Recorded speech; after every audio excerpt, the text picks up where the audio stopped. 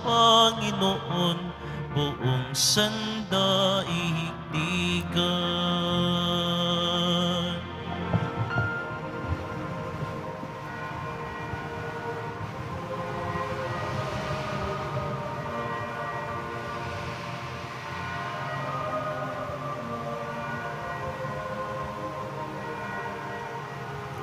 Sa ngalan ng Ama at ng Anak at ng Espiritu Santo, Amen. ang pagpapala ng ating Panginoong Hesukristo, ang pag-ibig ng Diyos Ama at ang pakikipagkaisa ng Espiritu Santo naway suma inyong lahat. At sumaiyo rin.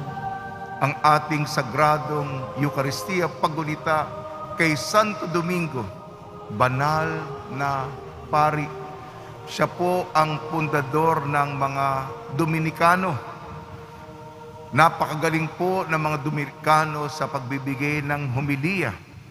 Sila po yung orden ng mga predikatores, yung nagbibigay ng sermon, homilya. Gayon din ang debosyon sa mahal na birhen ng Santo Rosario. Mga kapatid, aminin po natin ating mga kasalanan upang tayo maging marapat gumanap sa banal na pagdiriwang. Inaamin ko sa makapangyarihang Diyos at sa inyo mga kapatid, na lubha akong nagkasala sa isip, sa salita at sa gawa, at sa aking pagkukulang. Kaya isinasamo ko sa mahal na Birheng Maria, sa lahat ng mga anghel at mga banal, at sa inyo mga kapatid, na ako'y ipanalangin sa Panginoong ating Diyos. Kaawaan tayo ng makapangyarihang Diyos, patawarin tayo sa ating makasalanan, at patnubayan tayo sa buhay na walang hanggan. Amen. Panginoon, kaawaan mo kami. Panginoon, kaawaan mo kami. Kristo, kaawaan mo kami. Kristo, kaawaan mo kami. Panginoon, kaawaan mo kami. Panginoon, kaawaan mo kami. Manalangin tayo. Ama naming makapangyarihan, ang iyong sambayan ay naway tuwangan ng ulirang pamumuhay at pagdalangin ni Santo Domingo. Maging tagapagtaguyod dawa sa aming katapatan sa iyo ang pamumuhay bilang tagapangaral ng maasahang katotohanan mo sa pamamagitan ng Jesucristo kasama ng Espiritu Santo magpa sa walang hanggan. Amen. Magsiupo muna po ang lahat.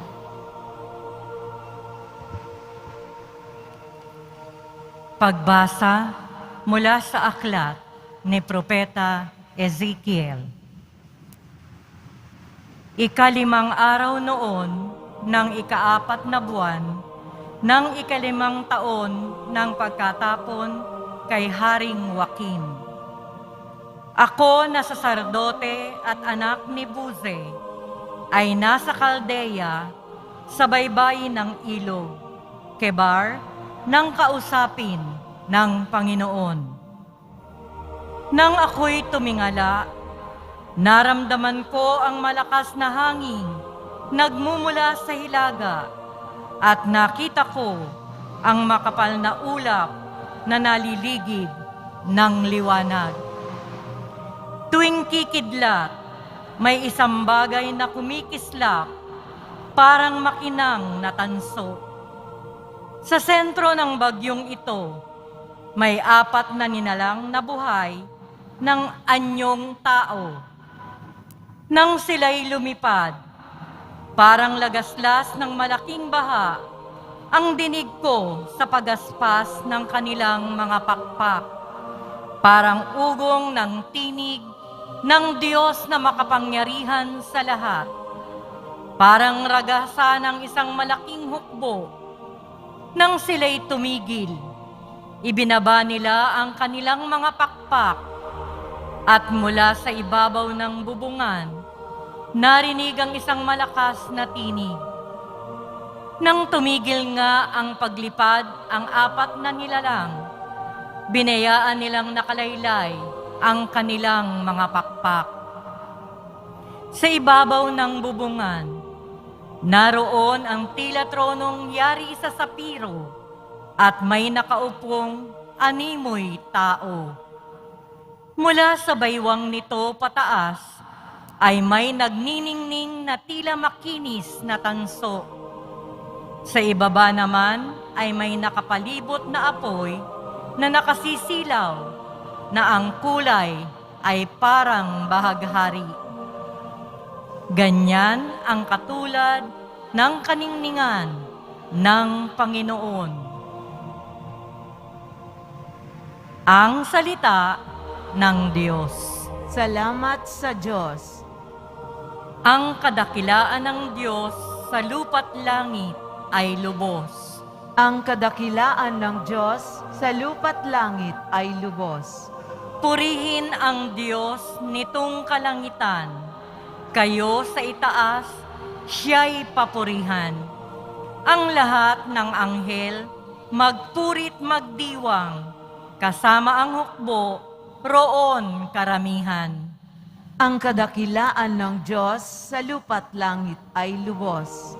Pupurihin siya ng lahat ng tao, hari at prinsipe, lahat ng pangulo, babae't lalaki, mga kabataan, matandang tao't kaliit-liitan. Ang kadakilaan ng Diyos sa lupa't langit ay lubos. Sa ngalan ng poon, lahat ay magpuri. Ang kanyang pangalay, pinakamaigi. Sa langit at lupay, walang kasimbuti. Ang kadakilaan ng Diyos sa langit lupa ay lubos. Siyang nagpalakas sa sariling bansa, kaya pinupuri ng piniling madla. Ang bayang Israel, mahal niyang lubha. Ang kadakilaan ng Diyos sa lupa't langit ay lubos. Magsitayo na po ang lahat.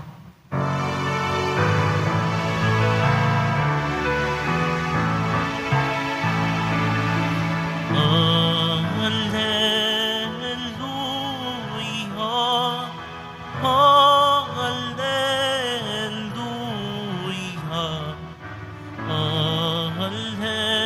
hallelujah, hallelujah, hallelujah. Tayo'y tinawag ng Diyos upang magningning na lubos sa aral ni Kristo Jesus. Hallelujah, hallelujah, hallelujah, hallelujah.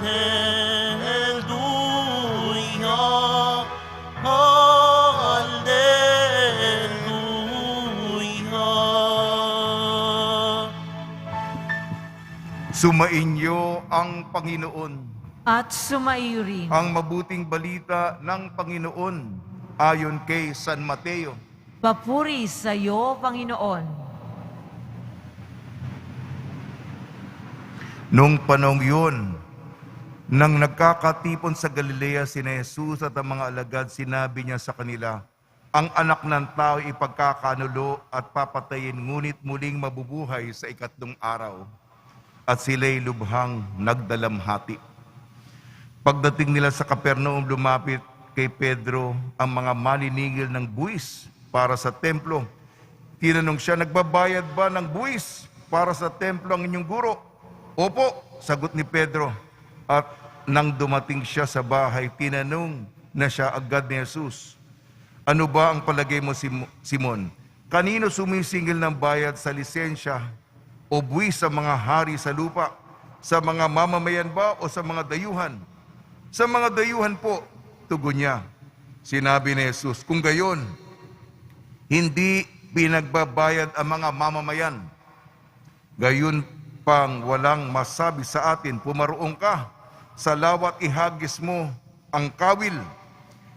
Kunin mo ang unang istang mauhuli.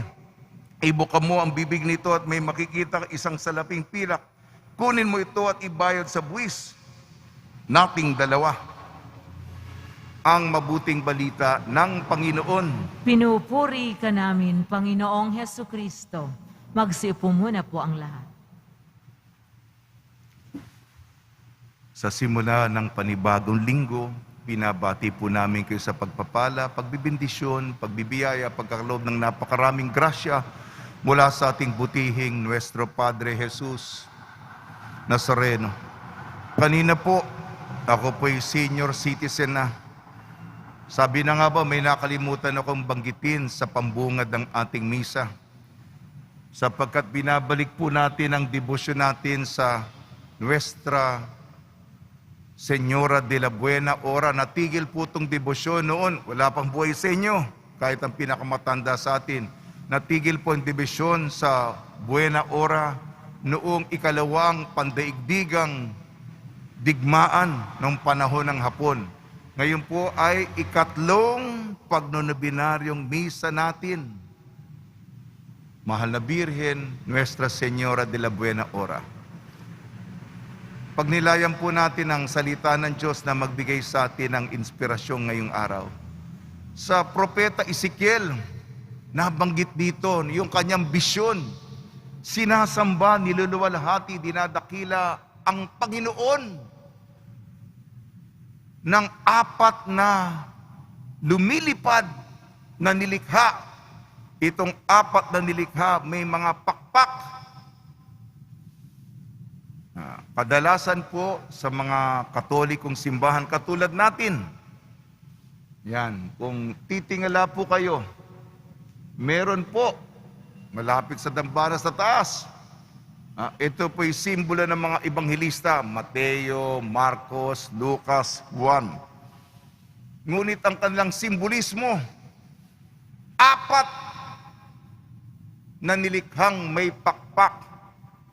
Ito sa atin, si San Mateo, tao, may pakpak. Si San Marcos, leon, may pakpak. Yan, kita niyo yan. Medyo tumingala kayo. Itaas yung leg nyo. Si San Lucas naman, yung baka na may pakpak. At dito sa pinakaulo ko, San Juan, agila. Siyempre, agila may pakpak. Yan po, kaya po, mula sa deskripsyon ng pagsamba, pagluluwalhati, pasasalamat, sa may kapal, ito po hanggang ngayon, apat na nilikha na may pakpak. Kaya napakayaman po. Pamamaraan ko paano magpapahiwatig tayo ng pagmamahal sa Diyos. Sa ating ebanghelyo ayon kay San Mateo, ito po ay nasa politika tayo. Kahit gusto man natin o hindi, tayo po ay mananampalataya. Papunta tayo ng langit, sana po, hari nawa. Ngunit habang hindi pa tayo naroon, nandito tayo sa lupa, mananampalataya tayo at mamamayan. Maraming mga batas, maraming mga bayarin, maraming mga tol, maraming mga buwis. Yan, ako. Sorry po binanggit ko yung buwis. Yun po yung ebanghelyo ngayon. Buwis. Nakita ko na yung mga mukha ninyo. Lumayo na kayo sa akin. Yan ang ebanghelyo natin. Si Jesus, meron po siyang pananaw ukol sa pagbubuwis. Sinabi niya kay Simon. Kaya alam mo naman, pabago-bago ang gobyerno. Kada administrasyon, may bago na namang patakaran. Ika nga, weather yan. Pabago-bago, meron na namang mga Cesar, mga Poncio Pilato, marami silang mga kailangan po tayong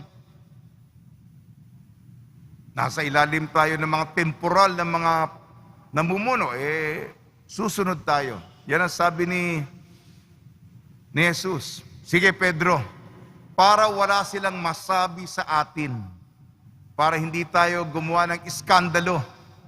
Kasi gagawin pa nila itong argumento laban sa atin, itong bagay na ito. Sige, manghuli ka ng isda dyan, gumawa ng mirakulo si Jesus.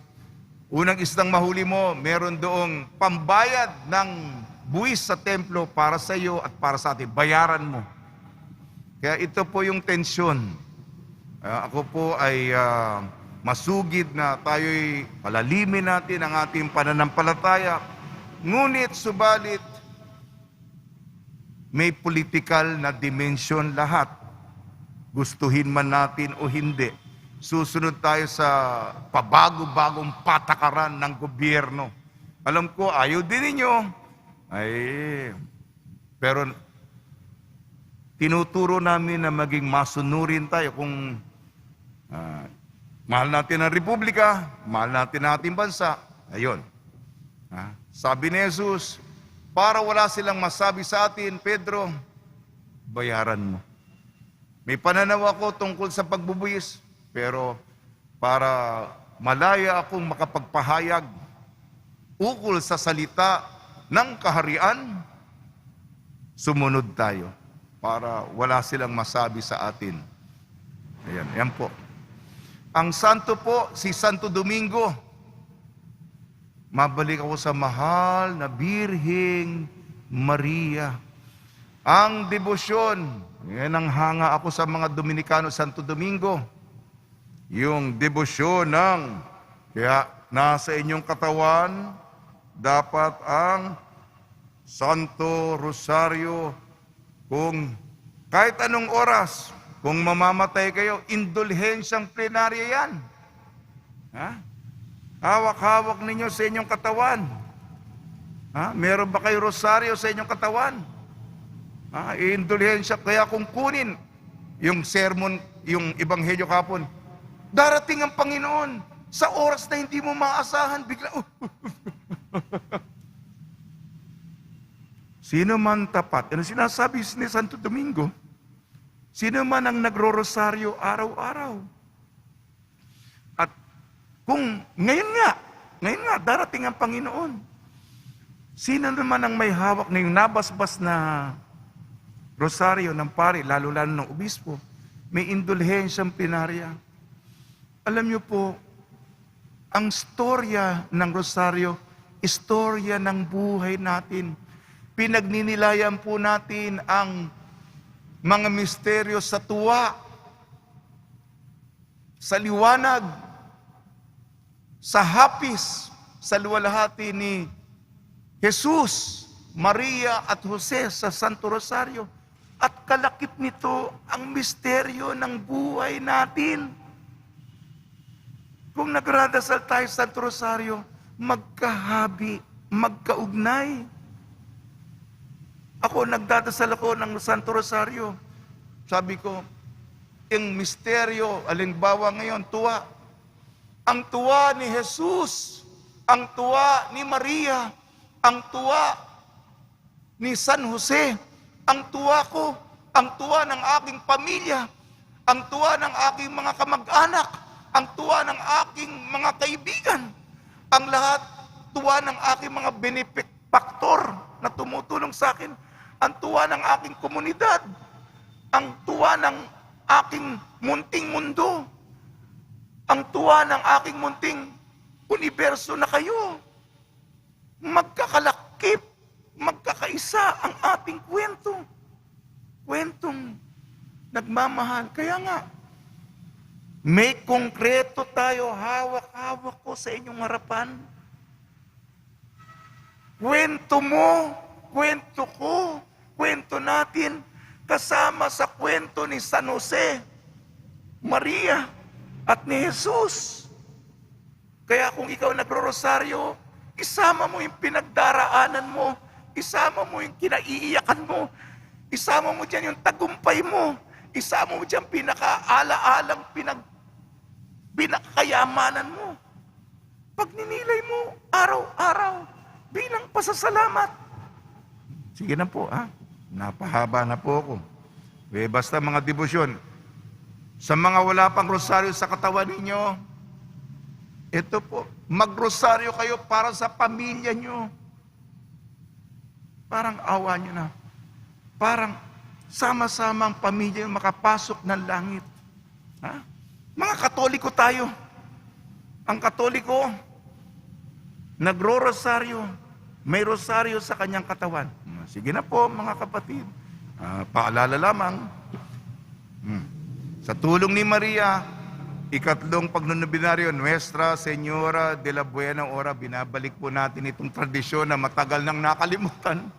At ni San Jose, nawa po ay magrosaryo tayo. At ang kwento natin, bahagi ng kwento ni Maria, ni Jose, ng ating mahal na Birheng Maria ng ating Panginoon Jesucristo.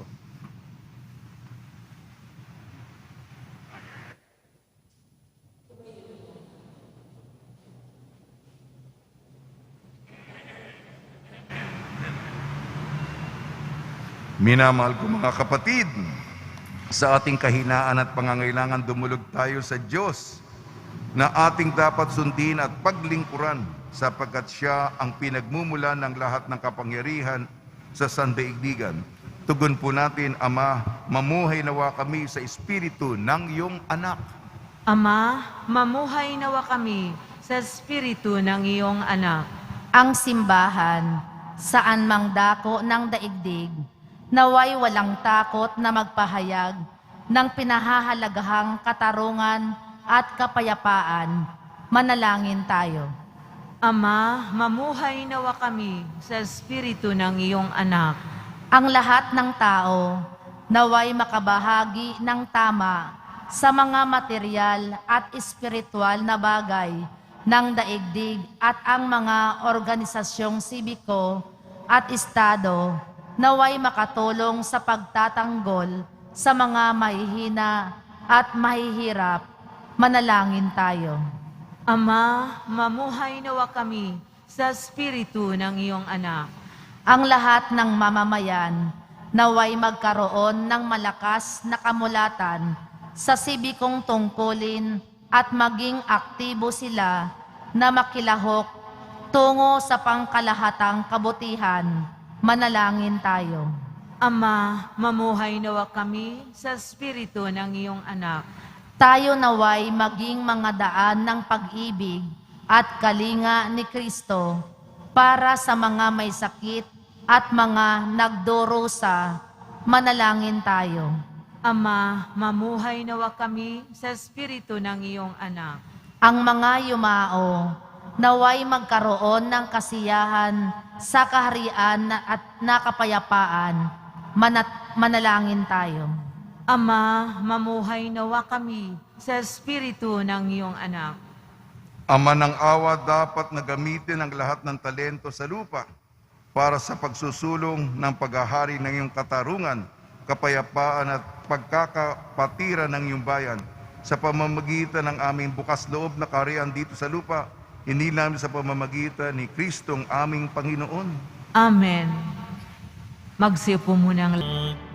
Tumayo na po ang lahat. Manalangin kayo mga kapatid upang ang ating paghahain ay kalugdan ng Diyos amang makapangyarihan. Tanggapin nawa ng Panginoon itong paghahain sa iyong mga kamay, sa kapurihan niya at karangalan, sa ating kapakinabangan at sa buong sambayanan niyang banal. Ama namin lumikha, ang mga naghahain naming panalangin ay tunghayan mo at pakundangan sa pakiusap ni Santo Domingo. Sa katatagang dulot ng paghahaing ito, pagtibayin mo ang mga nagtatanggol sa pananampalataya, pakundangan sa pagtatangkilik ng kagandang loob mo, sa pamamagitan ng Kristo kasama ng Espiritu Santo magpasawalang hanggan. Amen. Sumainyo ang Panginoon. At sumairin. Itaas sa Diyos ang iyong puso at diwa. Itinaas na namin sa Panginoon. Pasalamatan natin ang Panginoong ating Diyos. Marapat na siya ay pasalamatan. Ama naming makapangyarihan, tunay nga marapat na ikaw ay aming pasalamatan sa pamamagitan ng Kristo na aming Panginoon. Ngayong si Santo Domingo ay pinararangalan sa pamumuhay niyang totoong uliran at pagiging maasahan sa panunungkulan. Kaya't si Jesucristo na maasahan sa katapatan ay inihayag sa pangangasiwa sa sambayanan. Ang malasakit na mga ulirang tagapangasiwa noon ay nagpapatuloy magpahanggang ngayon sa mga panalangin kanilang iniukol. Kaya kaisa ng sambayanan mo'y dito'y nagtitipon. Kaya kaisa ng mga anghel na nagsisiawit ng papuri sa iyo nang walang humpay sa kalangitan, kami nagbubunyi sa iyong kadakilaan. Santo, Santo, Santo, Panginoong Diyos ng mga hukbo, napupuno ang langit at lupa ng kadakilaan mo. Hosana sa kaitaasan. Pinagpala ang naparirito sa ngalan ng Panginoon. Hosana sa kaitaasan. Magsiluhod po ang lahat.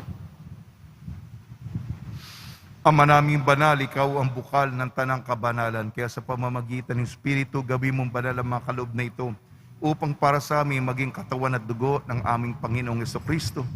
Bago niyang pinagtiis ang kusang loob na maging handog, hinawakan niya ang tinapay, pinasalamatan kanya, pinaghati-hati niya yon, iniabot sa kanyang balagad at sinabi, tanggapin ninyong lahat ito at kanin. Ito ang aking katawan na ihahandog para sa inyo.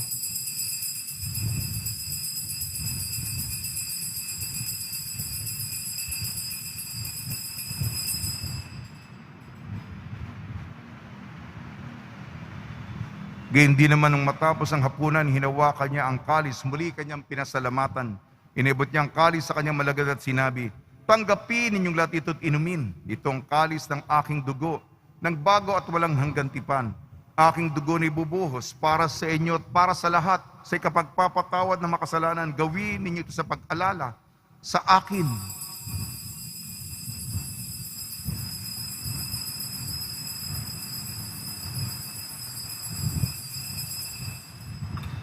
Tumayo na po ang lahat. Ipagbunyi natin ang misteryo ng pananampalataya. Si Kristo'y namatay, si Kristo'y nabuhay, si Kristo'y babalik sa wakas ng panahon. Ang mga ginagawa namin ngayon ang pag-alala sa pagkamatay at muling pagkabuhay ng iyong anak. Kaya tiniali namin sa iyo ang tinapay na nagbibigay buhay at ang kalis na nagkakaloob ng kaligtasan. Kami nagpapasalamat dahil kami minarapat na tumayo sa harap mo para maglingkod sa iyo. Isinasamo namin kami magsasalo-salo sa katawan at dugo ni Kristo ay mabuklod sa pagkakaisa sa pamamagitan ng Espiritu Santo. Ama, lingapin mo yung simbahang laganap sa buong daigdig. Puspusin mo kami sa pag-ibig kaysa ni Francisco na aming Papa at ni Jose na aming Obispo at ng Tanang Kaparian. Alalahanin mo rin ang mga kapatid naming nahimlay.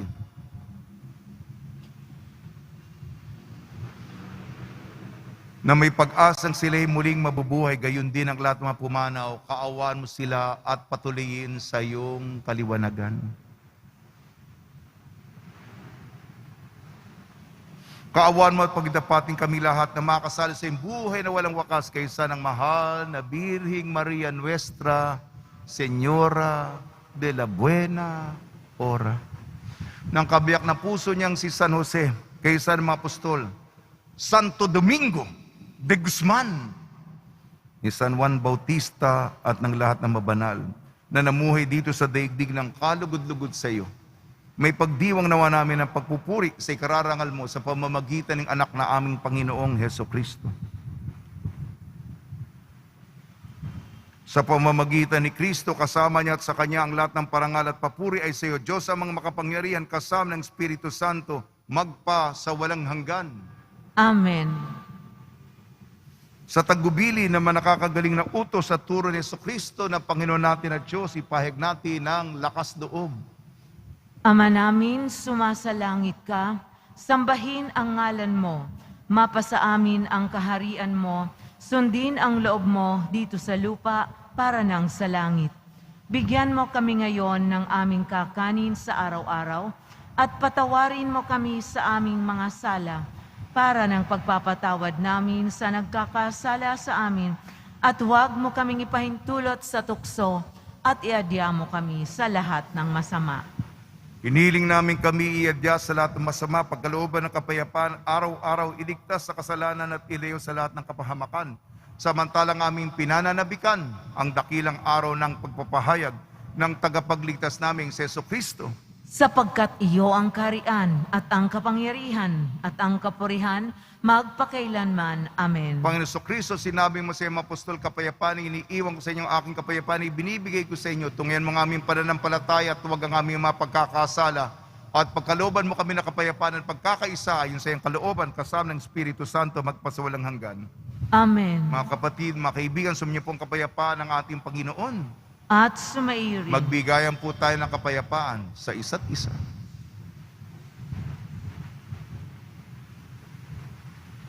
Kordero ng Diyos na nag-aalis ng mga kasalanan ng sanlibutan, maawa ka sa amin. Kordero ng Diyos na nag-aalis ng mga kasalanan ng sanlibutan, maawa ka sa amin. Kordero ng Diyos na nag-aalis ng mga kasalanan ng sanlibutan, ipagkaloob mo sa amin ang kapayapaan. Magsiluhod po ang lahat. Ito ang kordero ng Diyos, ito nag-aalis ng kasalanan ng sanlibutan, mapalad na inayayahan sa kanyang piging.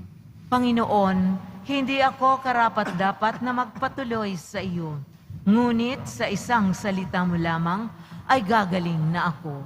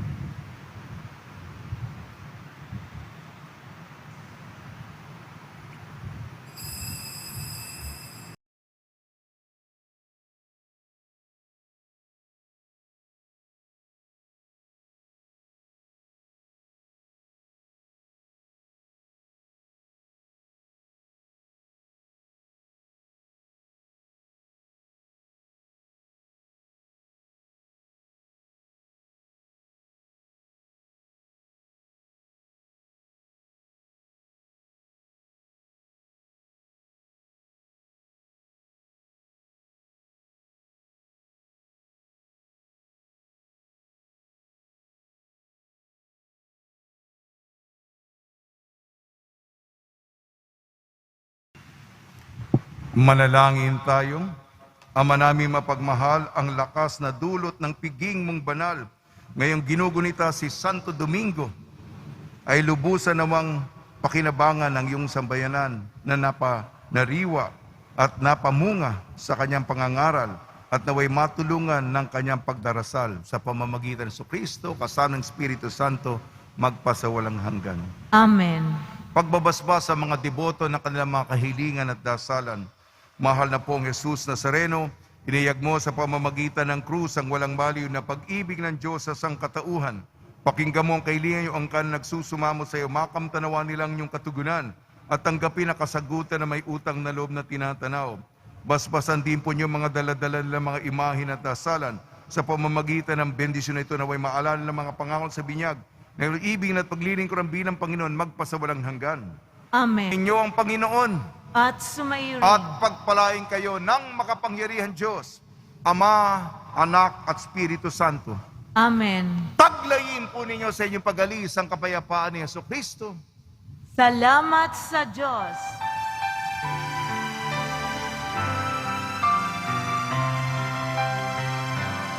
Nuestro Padre Jesus Nazareno, sinasamba ka namin, pinipinto ka namin, aral mo ang aming buhay at kaligtasan. Nuestro Padre Jesus Nazareno, iligtas mo kami sa kasalanan. Ang krus mong kinamatayan ay sagisag ng aming kaligtasan. Nuestro Padre Jesus Nazareno, dinaranan ka namin. Nuestro Padre Jesus Nazareno, nilulwalhati ka namin. Nuestro Padre Jesus Nazareno, dinarangal ka namin. Nuestro Padre Jesus Nazareno, nilulwalhati ka namin.